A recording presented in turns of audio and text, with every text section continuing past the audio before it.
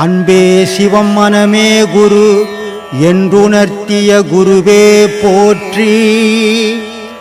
எனக்குள் இறைவனை உணர வைத்த குருவே போற்றி. பொதுவாக நம்ம ஆன்மீகவாதிகளுக்கு இந்த குண்டலினி யோக பயிற்சியெல்லாம் அவசியமான உண்டா சாமி? குண்டலின்றது சும்மா பேசினுக்கிற விஷயம். இந்த குண்டலின்னு ஊரெல்லாம் சுண்டல் வித்துங்கிற மாதிரி கிடையாது. குண்டலின்னு ஒன்று கிளம்புதுன்னா அவன் மனித நிலையிலேருந்து மாறுபட்ட நிலை. அது அப்படியா? மனுஷ நிலை இல்லை, புனமாய கடக்கம் உடம்பு. குண்டலின்றது ஒரு மனுஷனை கிளம்புச்சுன்னா இவன் போன மாதிரி கிடப்பான். பேச்சுக்கு மூச்செல்லாம் இருக்காது, மூச்சே கிடையாது. அப்புறம் எங்கேருந்து இவன் பேசுறது? மூச்சு இருந்தால் தானே பேச்சு, பேச்சு இருந்தால் தானே மூச்சு. ரெண்டுமே இல்லாத நிலையில் அவன் எப்படி இருப்பான்? கோமால தான் இருப்பான். உடல் கோமா மாதிரி இருக்கும், ஆனால் செயல் இருக்கும். ஆனால் அது எங்கே இருக்கும் செயல்னா ஆகாயத்தில் இருக்கும் செயல், உடலில் இங்கே பூமியில் இருக்காது. அப்போது அந்த குண்டலின்ற பொருள் கிளம்புச்சுன்னா ரெண்டு பொருள் ஸ்பார்க் ஆகிடும். இங்கே கீழே இருக்கிறது குண்டலினி, மேலே இருக்கிறது ஆன்மா. குண்டலினின்றது சக்தி, ஆன்மான்றது சிவம். இந்த ரெண்டு ஜாயின் ஆச்சுன்னா இந்த உலக வாழ் தெரியாது உனக்கு. இதை அனுபவிக்காத துட்டு கோஷம் குண்டலி உபதேசம் தரேன், சுண்டலி உபதேசம் தரேன்னு கொடுத்துங்கிறாங்க. அதுக்கும் ஜனம் போய்கின்னு இருக்குது. எப்படியாவது போகட்டுமே. நம்ம கிட்ட வந்தால் முறையாக சொல்லி கொடுப்போம். முறையாக கற்றுக்க முடியலன்னா ஓடி போட்டோம். நான் வந்தாலும் சந்தோஷப்படுறதில்ல, வரலனால வருத்தப்படுறதும் கிடையாது. ஏன்னா செய்யறதும் சொல்லி கொடுக்குறதும் எனக்காக இல்லை. நான் எங்கே இருக்கணுமோ அங்கே இருக்கிறேன். நான் சொல்கிறது நான் தான் பெற்ற இன்பம் வையகம் பெறணும்னு திருமூலர் சொன்ன மாதிரி நம்ம அனுபவிச்சதை எல்லாரும் அனுபவிக்கணும் சொல்லி கொடுக்குறோம். அவன் அனுபவிக்கலாம், நம்ம என்ன பண்ண முடியும்? ஏமாற்றக்கூடாது. ஞானத்தில் பொய்ன்றதே பேசக்கூடாது. பொய் பேசுறான்னா அவன் ஆன்மீகவாதியே கிடையாது. அஞ்ஞானத்தில் 1000 பொய் பேசுவான் உலக விஷயத்தை வாழறதுக்கு. இது கடவுள் விஷயம். இதில் போய் நீ பொய் பேசுனீன்னா நீ ஆன்மீகத்துக்கு தகுதி இல்லாதவன்னு அர்த்தம். அதனால ஆன்மீகத்தில் அப்படியெல்லாம் பண்ணக்கூடாது. அதனால் குண்டலி கிண்டிலெல்லாம் யாரும் கிடைக்காது, சும்மா கதை. இது ஒரு வழி பாதை. ஒன்றே இங்கே வரக்கூடாது, வந்துட்டா இந்த பாதையிலேருந்து திரும்பவும் கூடாது. முதல வாயில போயிடுச்சுன்னு சொன்னால் திரும்பி எந்த உயிரும் தப்பாது. அதை போல் இந்த ஆன்மீக பாதை கூட முதல வாயில மாட்ட மாதிரி தான். திரும்பி அந்த முதல்ல நம்மளை விட்டுடவே கூடாதுன்னு நாமளே வேண்டிக்கணும். அதை மீறி கூட நம்ம அந்த வாயிலேருந்து தப்பிச்சு இந்த உலகம் நம்மளை இழுத்து வெளியே போட்டுறக்கூடாது. யாராவது நம்மளை காப்பாற்றிடவே கூடாது. ஆன்மீகன்ற முதல்ல என்னை துண்ணு அசை போட்டு ஜீர்ணாச்சு ஆன்னு சொல்லணும். அதுதான் என்னோட முழுமையான வாழ்க்கையா இருக்கும். அனுபவிக்கணும். யார் சொல்றது? அதை பட்டினத்தார் சொல்றாரு. உனக்கு இன்னும் பத்தாதுப்பா, நீ இன்னும் படணும். யார் சொல்றது? பட்டினத்தார் சொல்றாரு.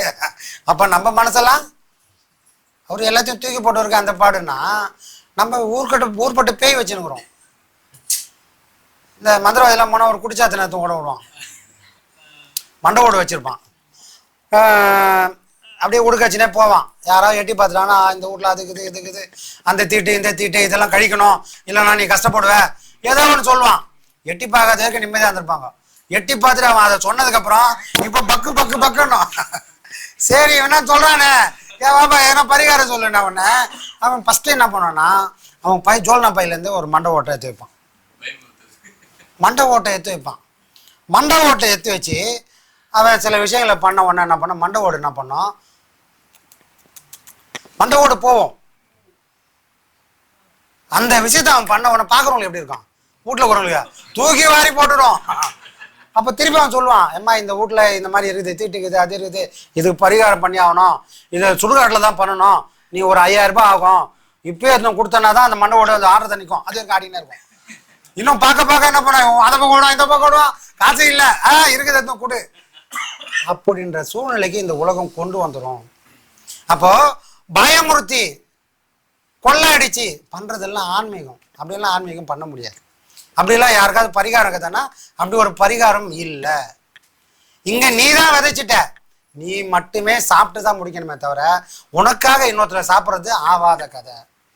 அப்ப பரிகாரம்ன்றது பொய்.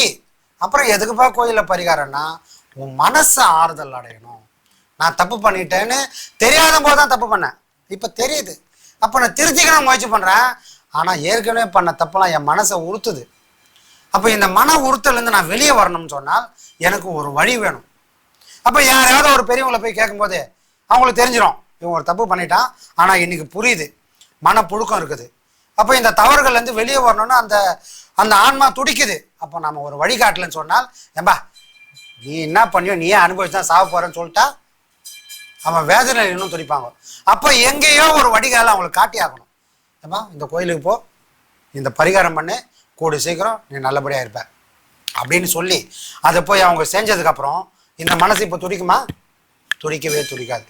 இந்த மன ஆறுதலுக்காக மட்டும்தான் பரிகாரமே தவிர பரிகாரத்தினால நம்மளோட கர்மாவை அழிக்கவே முடியாது.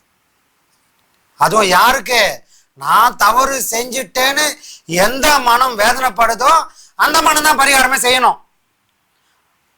காசியில போய் சுண்டக்காய் விட்டுட்டு இங்க வந்து வட்டி கூட்டணும்தா பாவம் தீராது. அங்க போகும்போதே இந்த பாவத்தெல்லாம் நான் விட்டுடுவேன்னு ஒரு முடிவோடு அங்க முக்கணும். அங்க அந்த பாவத்தை விட்டுட்டேன்னு நான் சொல்லிட்டா திரும்ப என் வாழ்நாள்ல அந்த பாவத்தை செய்யவே கூடாது. அதுக்கெல்லாம் முடியல. அப்ப போய் அங்க இருக்கிற போய் ஐயரை போய் நம்ம கேட்டோம்னு வச்சுக்கலாம், அவர் என்ன சொல்லுவாரு, அதனால என்னங்க அவர் ஒரு பரிகாரம் சொல்லுவார். எங்க வந்த வழியில கர்மாவை தீக்க காட்சிக்கு வந்தோம், ஐயர்ன்ற கர்மா நம்மளை விடாது. அவங்க அங்கேருந்து ஒரு குறுக்கு வழியா அந்த ஐயா கிட்ட கேட்பாங்க, சாமி பாடம் பண்ணுறது ரொம்ப கஷ்டமாகுது, முடியல, ரொம்ப நேரம்லாம் உட்கார முடியல, இதுக்கு எதனா ஷார்ட் கட் இருந்தால் சொல்லுங்க சாமி. எங்கே வந்துடா ஷார்ட் கட்டு? இறைவனுக்கு போகிற வழி கூட குறுக்கு வழியில் போனால் எங்கேருந்து அங்கே சேர்க்கறது? அந்த மாதிரி அங்கே போனால் பாவம் தீரும் தெரிஞ்சு போயும் அவன் சொல்கிறதெல்லாம் நம்மளால கேட்க முடியாது, விட முடியாது. ஆசை இதெல்லாம் விட்டுவிட்டு என்னால் வாழ முடியாது. ஒன்றும் இல்லை சாமி, மலேசியாவுக்கு போயிருந்தோம். மலேசியா மேடம் இங்கே கூட சரி, ஐயாவோட ஸ்பீச்செல்லாம் கேட்டுட்டு பாடம் வாங்கணும் அப்படின்னு ஆர்வமாக வந்துடுவாங்க. முதல் நிபந்தனை நான்வெஜ்ஜு சாப்பிடக்கூடாது. நான்வெஜ்ஜு சாப்பிடக்கூடாதா? நான் கொஞ்ச நாள் யோசிக்கிறேன். அப்போ ஞானத்தை தேடி வந்தால் கூட தன்னோட வாய் ருசியோ தன்னோட பழக்க வழக்கங்களையோ மாற்ற முடியல. அப்புறம் எங்கேருந்து நம்மளுடைய கர்மாக்கள் அழியும்? அதனாலதான் ஐயா தெளிவா சொல்லுவார், இதெல்லாம் விட்டுட்டு வந்தால் மட்டும்தான் இந்த பாடம் உன்னை காப்பாற்றும்.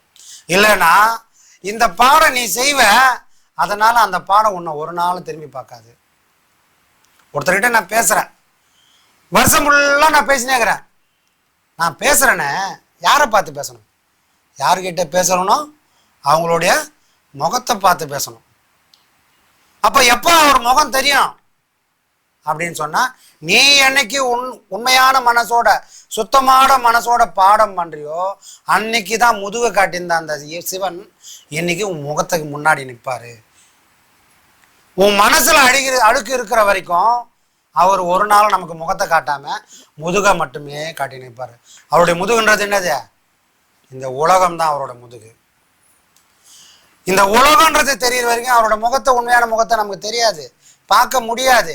அப்ப அதை இறைவனை அடையணும்னு நீ ஆசைப்பட்டுட்ட, ஒரே வழிதான் உலகத்தை மறக்கணும். உலகம் எதை நோக்கி ஓடுதோ அதுக்கு எதிர் திசையில நீ பயணம் பண்ணணும். ஒரு மீன் கூட சாதாரணமா தண்ணியில இருக்கும்போது நீந்தினே தான் இருக்கும்.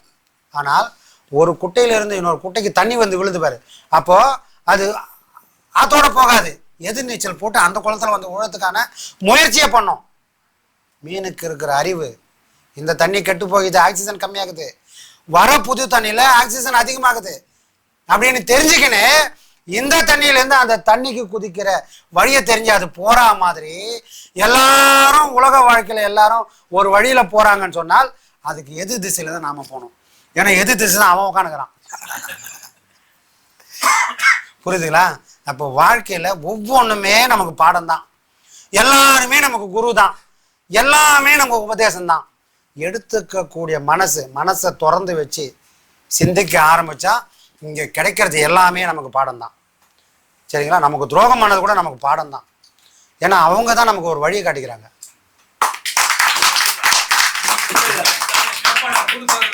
உண்மை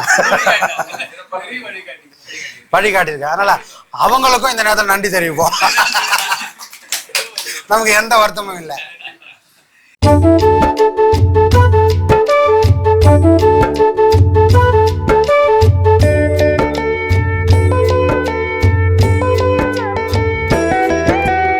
ஆனந்தம் அது ஆனந்தம் எங்கே இருக்குது ஆனந்தம், ஆனந்தம் அது ஆனந்தம் எங்கே இருக்குது ஆனந்தம், அங்கே இங்கே தேடிட வேண்டாம் நம்முடன் இருக்குது ஆனந்தம், அது பிரம்ம ஸ்ரீ